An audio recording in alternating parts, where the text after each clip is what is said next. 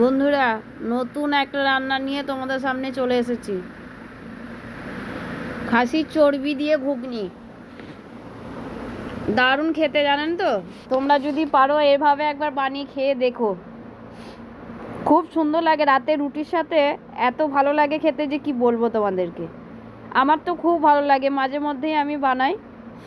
হ্যাঁ, তো আমি বানাচ্ছি, তোমাদের দেখাচ্ছি। চলো, মটর তো সেদ্ধ করে নিলাম, আর তারপরেই তোমার তেল দিয়ে দিয়েছি, তেজপাতা দিচ্ছি, জিরে ফোড়ন, পেঁয়াজ কুচোনো। পেঁয়াজটা বেশ করে ভেজে নেবো ভালো করে। ভালো করে ভাজা হয়ে গেলে এবার রসুনটাও একটু দিয়ে দেবো, রসুনটাও ভাজবো ভালো করে। টমেটোর দেবো, আদা বাটা, হলুদ গুঁড়ো, ধনে গুঁড়ো, জিরে গুঁড়ো, লঙ্কার গুঁড়ো, সামান্য একটু জল দিয়ে মশলাটা ভালো করে কষে নেব। দিয়ে এরপরে খাসি চর্বিটা দিয়ে দেবো। খাসি চর্বিটা দিয়ে ভালো করে কষে নেব। যেহেতু সব কিছু সেদ্ধ আছে, সেই জন্য এটা আমি হালকা গরম জলে ওটা ধুয়ে রেখেছিলাম। সেই জন্য বেশি করে আর আমি গরম জলে করে হলুদ দিয়ে ফোটাইনি, এমনি নর্মাল জলে ফুটিয়ে রেখেছিলাম। এরপর মটর সেদ্ধটা দিয়ে দেবো। মটর সেদ্ধটা দিয়ে দিলাম। মটর আলু একসাথে দিয়ে দিয়েছি আমি, যেহেতু আলুগুলো ভেজে রেখেছিলাম।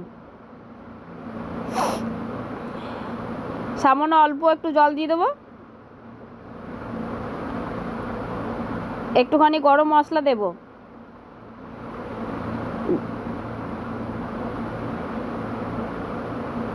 গরম মশলা দিয়ে বেশ করে এটা একটুখানি ফোটাবো, বেশি করবো না, ফুটিয়ে নেবো। তো রাতে রুটির সাথে তোমরা এটা রাখতে পারো, দারুণ লাগে খেতে। জানেন তো, এটা এত ভালো লাগে খেতে যে কি বলবো। তোমরা একবার এভাবে ট্রাই করে দেখো, যদি না ভালো লাগে তারপরে কমেন্ট করবে, আর কমেন্ট করে জানিও আমাকে যে সত্যি খেতে ভালো না খারাপ। আমাদের তো খুবই ভালো লাগে খাসি চর্বি দিয়ে। মাঝে মধ্যে আমি খাসি চর্বি দিয়ে এঁচোড়ের তরকারিও করেছি আগে।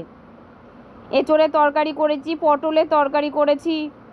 তা আমি আবার ভাবলাম যে চলো আজকে ঘুগনিটাই বানাই। সন্ধেবেলা একটু পেঁয়াজ কুচি আর লঙ্কা লেবু দিয়ে যদি সন্ধেবেলা একটুখানি খাওয়া যায় তাহলে খাওয়া হবে, রাতে রুটির সাথে খাওয়া হবে। আমরা মাঝে মধ্যে এমনি করে প্রায়ই রান্না করি খাসির চর্বি দিয়ে। তো সন্ধেবেলায় যদি তোমার এটা খাওয়া হয় একটু করে ভাজা, ওপর দিয়ে একটুখানি ভাজা জিরে দিয়ে, খুব ভালো লাগে খেতে। তোমরা প্লিজ এরকম করে